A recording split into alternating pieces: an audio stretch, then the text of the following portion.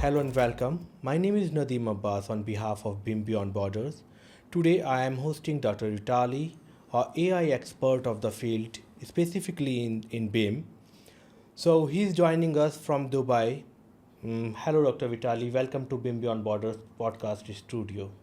Hello, Nadim. It is my pleasure to join your podcast. Could you please tell us about your experience and how you are in AI, what you are doing? I'm a civil engineer. I graduated Civil Engineering University, studied there 5 years to become an engineer. At that time, when I was looking about the specialization, yes, you can be multiple specialization in engineering. I found that computer-aided design is something which attracted me at that time, and I decided to pursue CAD in construction specialization. And then of course, it's been early 2000, I graduated as an engineer with this specialization. Then I've been working for construction real estate industry quite a while. I think it's maybe like this year will be like 20 years when I'm in this industry. I haven't changed the industry. I'm still doing this stuff. I like it. And I think construction essentially is one of the few industries in a human, in humanity, we call them eternal, because this is something which was existing. I've been working in construction, real estate. Mostly my focus, I was always interested in a project management, like in a managerial. So this was I would say, what I was curious about. And later I obtained a Master of Business Administration degree from Vienna University of Business and Economics. It's a very good business school in Europe, and that broadened up my perspective on how the business is done and how especially international business is done, what the difference between international trade and the local trade, and how the construction different from this and that. Also, that helped me to start pursuing a research avenue. I did it in combination with my work. So my research focus, my PhD was focused on risks management of construction companies building abroad. Because when the construction company is in the country, they're doing good, but then they going abroad, start building project outside their own, say, home country, the risks are exponentially growing. Yeah, that was a little bit my research background. And then in 2019, I was attending exhibition which called BAU Munich. It's one of the world largest exhibition in construction, specifically in construction. It's about everything. It's from bricks to cranes, everything. And yes, I was interesting to learn about what's new in my domain, etc. And then I suddenly, it's a huge, I don't know how many pavilions. Normally you need to have 3 days to just walk to see all the exponents. And then I randomly roam around, and I found one pavilion which was called Digital BAU. BAU in German language is called building. So digital BAU, digital building. I said, wow, it sounds interesting. I started recalling my student years. I went to this pavilion 2019, so it's 6 years ago. And I was, I could say, shocked, maybe, and surprised. So how many things I've seen, a lot of companies, startups, products, systems appeared on the market.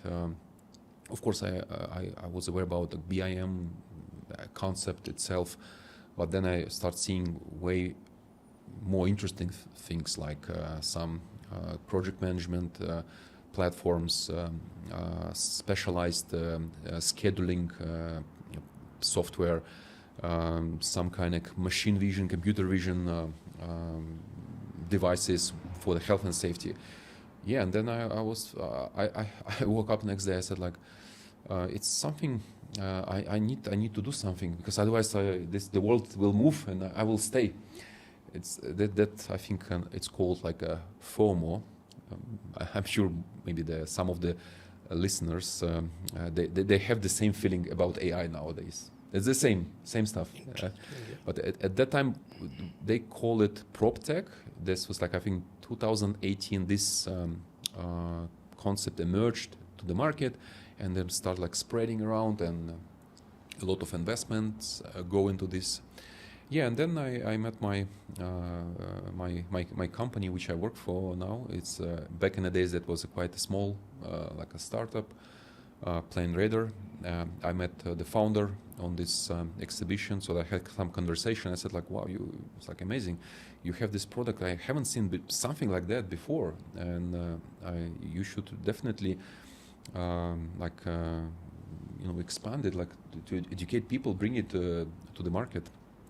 Yeah, and then lately they did, and I joined this company 1 year later, and so here I am.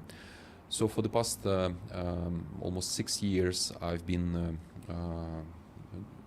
together with PlanRadar, which is a prop tech, con-tech startup, heavily focusing on construction project management, quality assurance management, field management, and those kind of platform which helping like site engineers, QA/QC engineers, BIM managers as well, to bring like to collect data from the site, and to assess the risks, and but essentially it's like a very good and robust like data collection, site data collection platform. And of course I would say like 2 years ago the AI emerged with large language model came to the market. Of course it was like a lot of fun. You can ask computer and it gives you a lot of answers, and but then I think this year it's more and more AI going into the construction domain, and now I'm really much involved in this advocating for bringing AI technology to the industry. Yeah, that's maybe briefly about myself, my journey, which I went through this, and I'm really happy that I think have this some hard hat and dirty boots experience. So I've seen how the things build. I know how complex the things and how many things happening daily, hourly on the construction side. And now I work for a tech company which is bringing solution to the market, to the industry. It's really helped me a lot to kind of make easy, so I can talk to both sides, to the construction, to the engineers, and also to the IT people. That to bring them, kind of make this good match in between. That would be introduction about myself. Interesting introduction, Dr. Vitaly. I would like to ask some question out of your introduction itself. So you suggested that 20 years back you started your journey, and then you came to BIM, and now AI. Of course, a big player, and a combination of BIM and AI can play a big role in transformation of this construction industry. Now, starting from BIM itself, I want to know your thoughts. What do you think BIM is, and how it is shaping the modern construction? Good question. I think this is still question. It's a question mark. That's.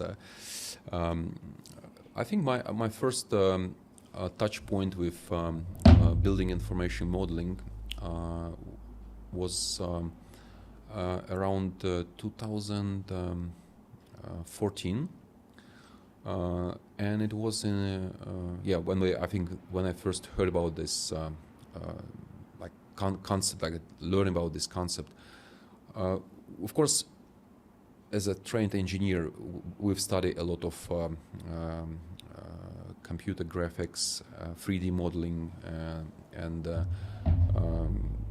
yeah, it was having like multiple disciplines train you as a how to work with like future design design of the building, and how to design it, with which kind of software you need to use. Of course, you need to see the like picture as a 3D because you're building your building is a 3D building, right? So you need to kind of visualize it. So I think, but maybe at that time, the BIM was itself equal for the 3D model. So we ran casually. Can you show it in BIM? Like that means people like, okay, I will show you 3D model. So they were just opening like a 3D file. Lately, I think when starting from maybe like 2019, 20, this became in the mainstream from the also governmental perspective. So I think the government and like authorities, they start like advocating for this concept, and then we start learning that it's not about 3D modeling. It's actually well, it has to do a little with 3D modeling. It's more like how the way you collect data, how you process data from the whole life cycle of the building. So from the conceptual phase until the handover to the facility management or like asset management company. And all of these people has to know this concept, and they have to use it. Yes, I think at that time still very few people really understood the whole complexity of this process. And I think also the first time I heard that there is like a new profession emerged, which is called like a BIM Manager. Everyone, it was a very high profession. I think now it's like AI engineer, like that like maybe 6 years ago, like everyone wants to be a BIM manager. So, yeah. Why you think that BIM is the first step before AI comes into the construction industry scenario? I think that AI, the way how it appears, and this, it's like speed of light, exploding, expanding, like changing things rapidly, at least like kind of giving this appearance that it might change a lot. I think for construction and for our industry, especially like BIM management, BIM itself, this is what we saw at the beginning when the BIM had been introduced to the industry. I recall that we used to work very closely with the authorities who were promoting this, who were setting the guidelines, putting like what does the model should consist of, which kind of format, and like to make it like a certain project it became obligatory. And one of the I would say like feedback from the industry was, because the people said, yeah, of course we will follow, but then they said like, who will be our BIM managers? And then I remember exactly the figure, which is like just for my country. I cannot speak for my country.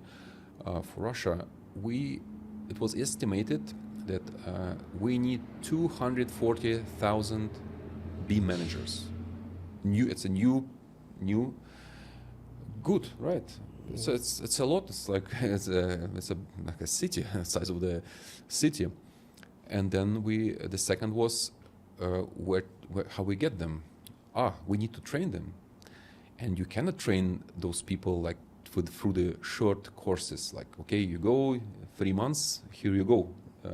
No, you need to do like 2-3 years. And as I'm explaining that BIM adoption, training the BIM managers, it takes time, and to get those people, you cannot be like, it requires just time, and you cannot fast forward this. But this now, artificial intelligence, with large language model, with unlimited knowledge accessible at your fingertips, I see it's a tremendous impact. We really could fast forward this and to make BIM adoption with AI quicker and faster, because you need to train people less. They could rely on existing knowledge and use of AI. That one aspect. Another aspect is that all AI, not AI, but all computer systems, they are based on data, which has to be structured data. And actually, what is BIM doing is just structuring the data according to the format and link text, numeric, graphical data into the future element of the building.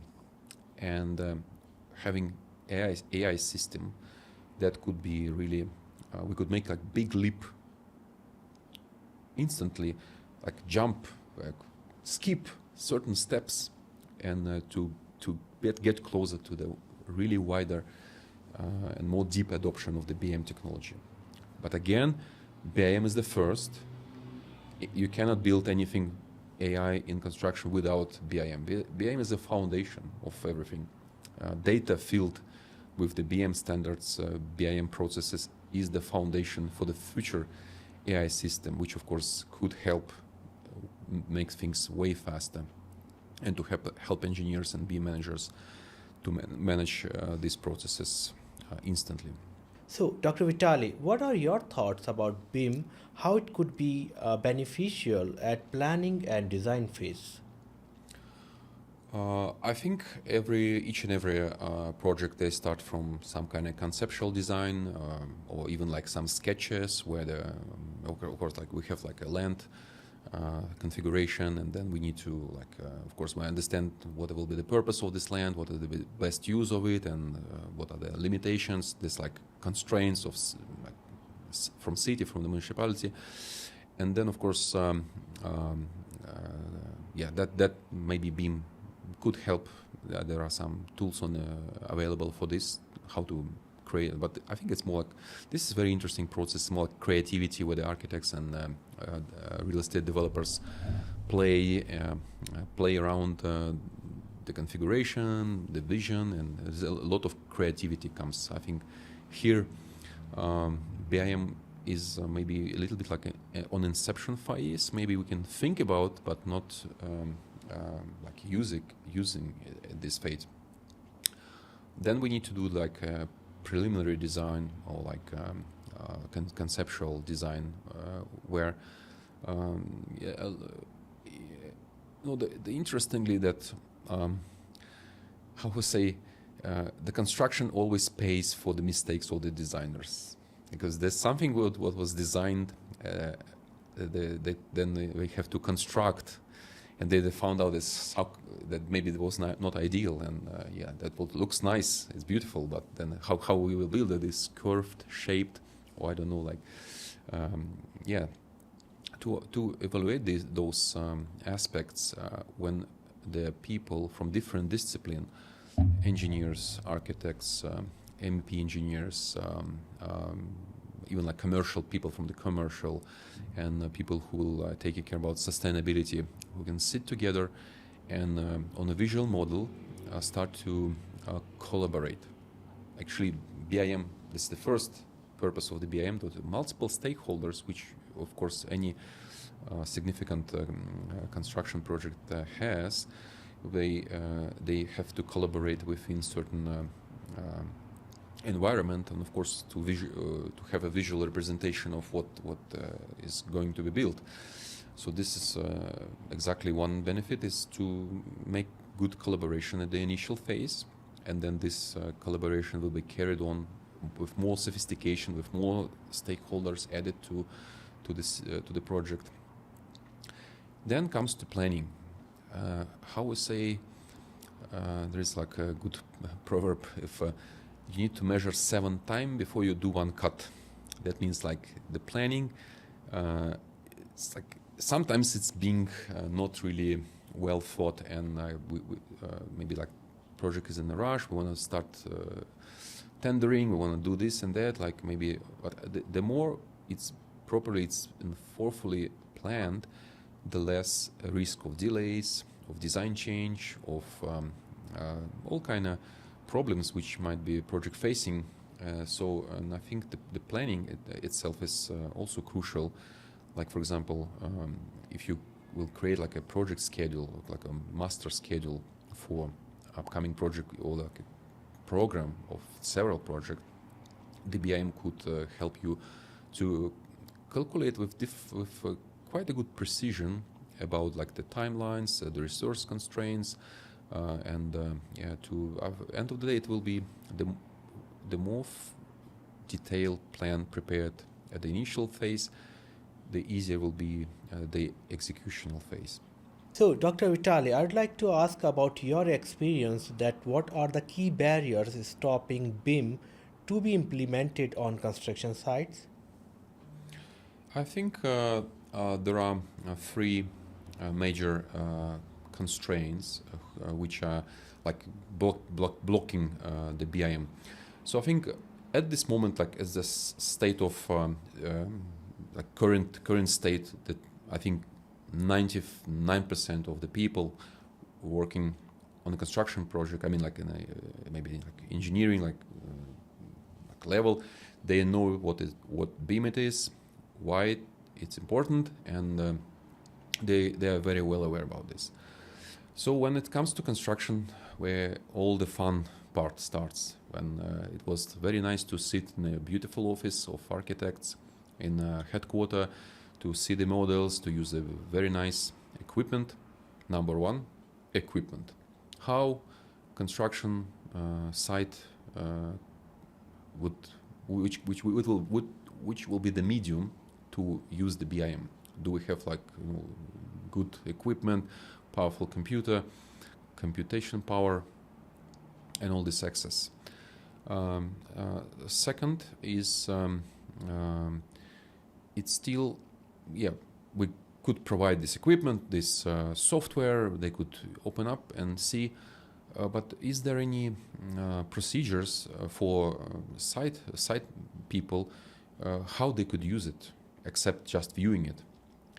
I think the viewing part, just to view the model and to see how it is being designed and shipped to build, that's very important, very useful, I would say, for site part. Yeah, and then the third part, of course, it's still maybe there is some skill gap. That is, of course, awareness is there, understanding is there, but how to really make a hands-on on it, and you don't have your BIM manager in each and every site. That would be my, I would say, perspective on these barriers of the BIM adoption on construction site. Dr. Vitaly, how AI is helping BIM in construction? I have a temptation to answer this question. It's not helping. Interesting. But to be serious, BIM and artificial intelligence, this is some kind of combination of, which back to the barriers, which I was just mentioning, again, skills.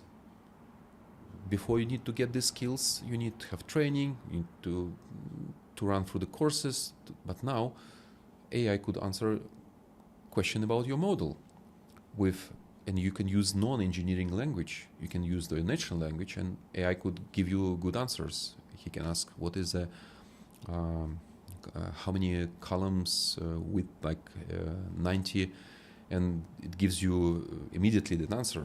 And and you can that would be, I think, the most useful and practical application at the moment. So the AI could help they call them like non-BIM people to explore the model, to answer the general questions in quite specific areas, and to shorten this skills gap. Can you please enlighten on AI and BIM?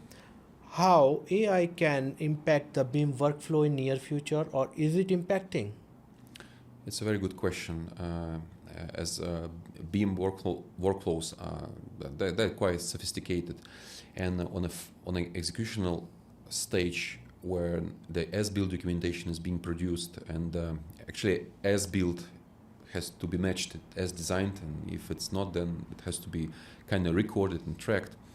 So I think for over like digital technology, it helping human, not of course engineers in this specific case, to collect data, to structure this data, and to link this data to the BI model. Because you can do it manually, of course. You can sit down, collect all this paperwork and photos and text and emails and like kind of put inside this model for some like manual process. But AI will like make it very quickly efficient. This is one aspect. Another aspect will be it's which is like really significantly changing, and I heard it already with several experts and industry leaders. It's a QNQC and compliance check. Because this is a very like mistake-prone area, human prone to mistake. We are not robots, and even like computer can do the mistakes. Of course, it has inside wrong information. But we are also prone to mistakes, and when it comes to the complex design drawings and complex projects with multiple systems, very high sophistication, they're easy to make to miss some kind of elements which are not compliant. Like last week, I spoke with one large glass producer in the UAE, and that's actually one of the problems they mentioned, that sometimes we need to, when we're shipping the product, this like glass has to be compliant with a certain like a light reflection, heat reflection certification and tolerances. Even like this small thing, if it can be skipped and or mistakenly done, they need to redo it all over again. Again, AI could really make it very fast to do compliance check with the is it compliant with the standards, if it compliant with the what was procured, or is it compliant with what was designed, and highlight, flag it for you, so you can see you have like 20 red flags, and then of course you as a human, as an engineer, as a BIM manager need to go and check where is the human plays the role. So that would be a game changer. This workflow will be changed. So on this process, AI will be like a really good assistant to identify the problems, identify the non-compliances, and to speed up the quality checks of the project documentation, of the BI model, and of course as-built documentation, and to prevent of so some mistakes and errors could happen. And what are the key misunderstandings about artificial intelligence in construction field? From my point of view, well, we all started to like equalize AI, artificial intelligence, and conversational LLM like ChatGPT, Mistral, Grok, and other like other big large language models, which is like most commonly studied is equal. AI means the computer I could ask him, was asking me to do the image, and but artificial intelligence conceptually is a part of machine learning, which is way, I would say, like older than these models, which we all know. And I think for construction, large language models, of course, they're useful, no complaints. And as we just discussed, compliance check, analyzing the model to give the information. But I think in construction, one of the aspects is being underrated.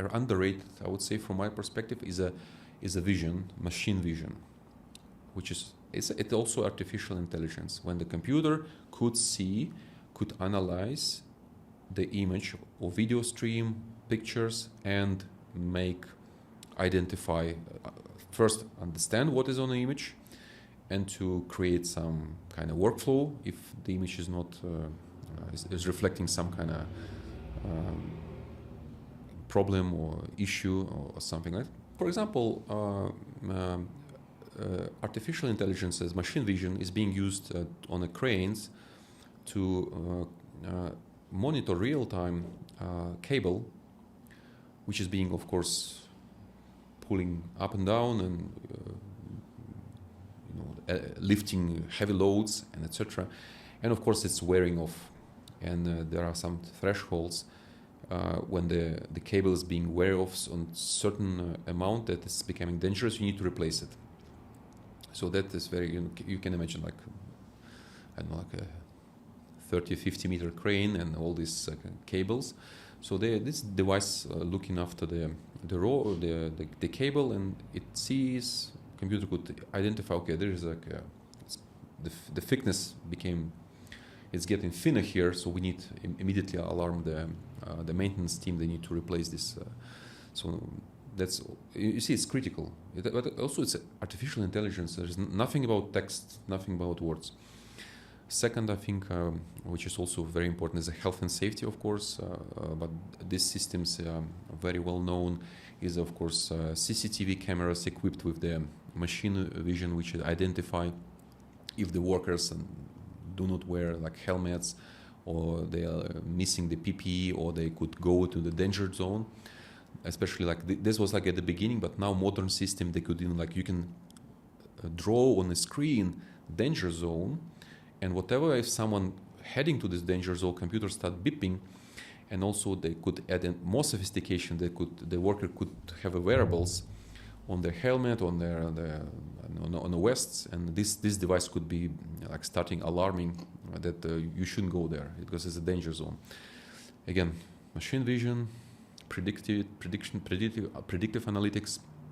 It's also AI. So that's just a few examples that use of artificial intelligence in construction is massive. It has massive opportunities, and I think this is the main. Maybe like we shouldn't be only looking into the big hype of LLMs at the moment, which is happening in the moment. Okay, and the next one is what innovative startup or the approaches are successful bridging the gap between the digital modeling and on-site construction execution?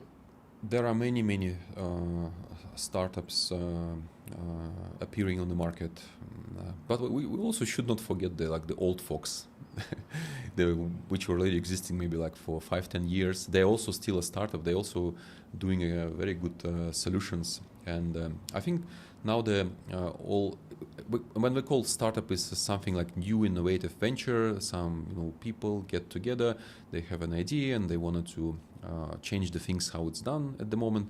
So I think like the startups which are being like founded or created like maybe 10 years ago, they are leveraging AI, adding AI features on even like incumbents, like big multinational corporation. When you know all this software we're using for design, and they start implementing some kind of features, which is, they call it extension of the core functionality with AI functionality.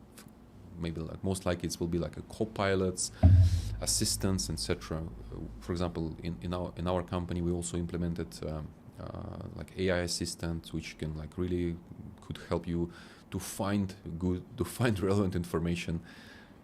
Like we know some of our clients, they have like 90,000 of like all kind of tasks and RFIs in one place, so it's becoming impossible to search, or it will take you a vast amount of time. So the AI could help you. But there are some interesting startups appear to the market. Maybe one worth to mention is a company from Singapore. They focusing on a pre-construction phase.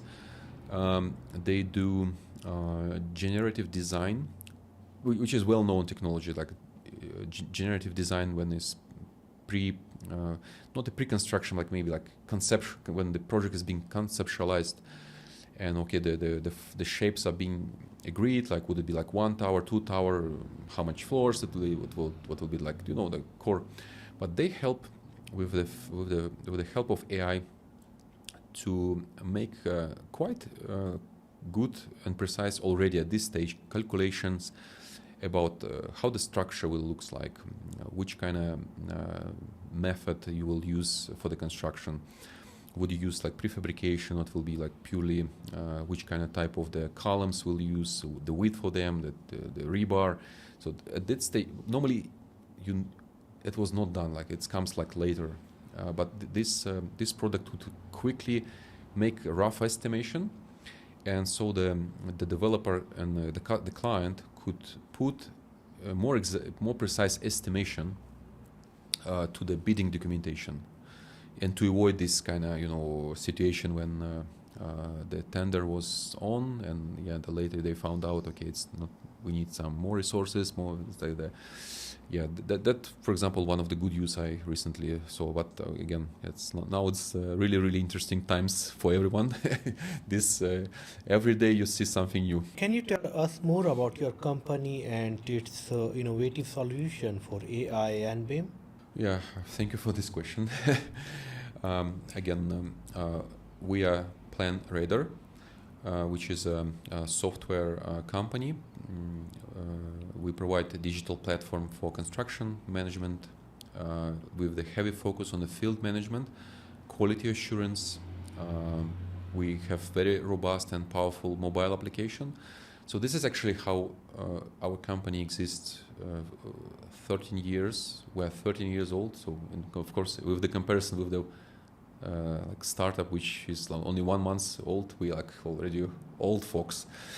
But we became very successful on the market with one single, I would say, like value we brought. We helped site managers, site engineers to reduce their admin stuff, because of course they need to carry all this paperwork. We need to carry photo blueprints, notes, Excel files to create those reports, send them to the subcontractors, and then lately they need to control them, the execution, the rectification.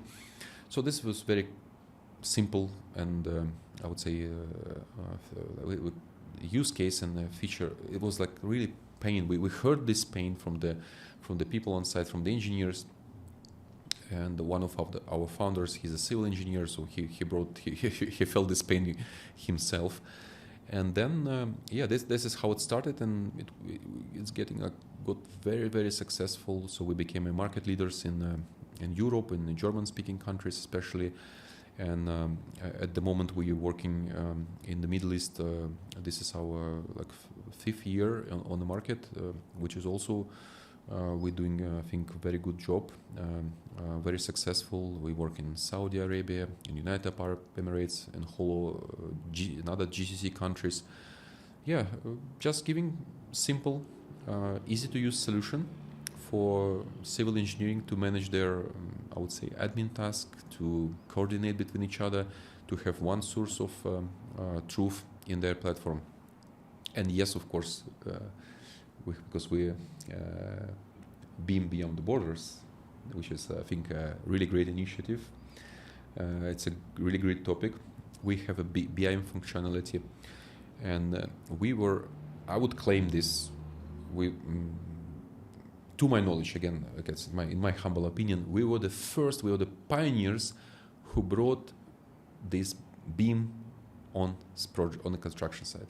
We really brought this simple BIM viewer that anyone could use their phone or small tablet to open up the BIM model, really navigate it, click on the elements, to look after it, to check the information which is being shipped with the properties, with some specification. That created, I would say, this was released 5 years ago, and that created wow effect among the industry. I remember I always go on a project site, and I explain the people how to use it, and basically That's something about us. Also, I think we are also became a global company. We have now operations in 16 different offices around the globe. Our software is being translated in 25 languages. We have Arabic native interface, so it also like right to left. It was quite a hassle for our development and design team because we need really to flip the interface. But it's no problem. We have also Chinese language and etc. Because maybe here also worth mentioning and also like an advice. Maybe someone will be watching this podcast like from the new like startup founders, maybe like or some people who are thinking about like yeah. So what maybe one of the key element for the success for us was that we started to build a platform which could be used in any place of the world, because we try to solve the essential, like a general problem. Because sometimes there are some softwares or like a bigger companies, like incumbents, they imposing something. Okay, you have a pain point, we will solve it, and this is how we solve it. Let's imagine in the United States, but I'm sure in the Middle East or in Asia, there are different processes, different forms, different way of doing things, but the conceptual, the process is the same. You have design drawing, you have the people on site, they have to go and check. Yes, but if this product which you're doing is not flexible enough, there will be a big problem. Which for us, it comes like a very customizable. Absolutely, you can change many things inside. So it's like I would say like open source, open code platform where you can like really manipulate and create your own bespoke templates, bespoke form for data collection, etc. Yeah. So the last question, Dr. Talley. So if someone want to transform themselves to BIM and AI, what are your advice? Simply go. And just try. Thomas Edison, he invented like a lamp, which was the humanity has to use the candles to lead the room, and then of course electricity. They found out about electricity, but Thomas Edison he created like this like the first lamp. He said, forgive me, I'm not remember the full quote, but the value of idea is like that using it. So that I really encourage everyone, don't be afraid. There may be things will not work the way how you expect. There is no shortcuts. There is no like special pill you can buy and okay, you have a problem, you buy some software and it will be solved. Maybe it will like make things even worse. Just be ready for this, because all of this, it's a part of the major like there is like a huge change happening which called digital transformation. Digital transformation came after the automation. Automation, when you change things, the same process, but it start to be like computer can do this. Digital transformation is when your process is being changed, and AI is a part of this digital transformation. It's a part of the process change, and all these tools and they're designed by the people for the people. So try to experiment, try to download these apps, try it yourself, play it, and experiment. I think the technology is there. That's not the issue. The devices is there. It's all now cost fraction of the cost. So we have devices, we have internet connection, we have multiple products and software and services and you name it. So try to experiment. What I maybe give as an advice, don't take anything what is being said or promised for granted.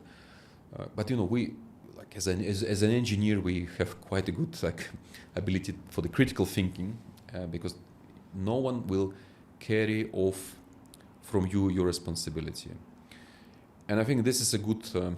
I still remember this was a beautiful ad of that. Hey ChatGPT, go and build this building. Yeah, that's that was like very funny how they did it. So I think engineers will exist. That's I think the less affected, I would say, profession. But there is a lack of engineers, a big deficit of engineers. It's like a shortage. AI could help engineers to be more productive, to not to spend like some time, spend a lot of time for like admin stuff, finding the information, looking around. Is it the final version or not? What was it? Did the customer send me approve this drawing or not? Should I call them? Should I ask my design team? All these like communication loops that technology could help. And maybe of course a third advice, but I shouldn't give it to you because you're already doing this. Watch the podcast, educate yourself, and I think BIM Beyond the Borders. I really like this name, Yeah. Triple B. Yeah, thank you for doing this initiative. It's like really, I think that's something really will help you to upskill yourself, to learn more, because through this thick, massive stream of information, of advertisement, of these videos, audios, it's very easy to get disoriented. But maybe to have this kind of first-hand experience from the peers who work in the industry, who try themselves out, that because you're getting some kind of distilled already knowledge, and that would be my third advice. Please come and watch BIM Beyond the Borders. Thank you very much, Dr. Vitaly, for joining us today from Dubai. This is the end of this podcast. If you like the series, you can have a look on our playlist. There is a lot going on, and further more industry experts will be joining us soon. So being updated, please subscribe the channel.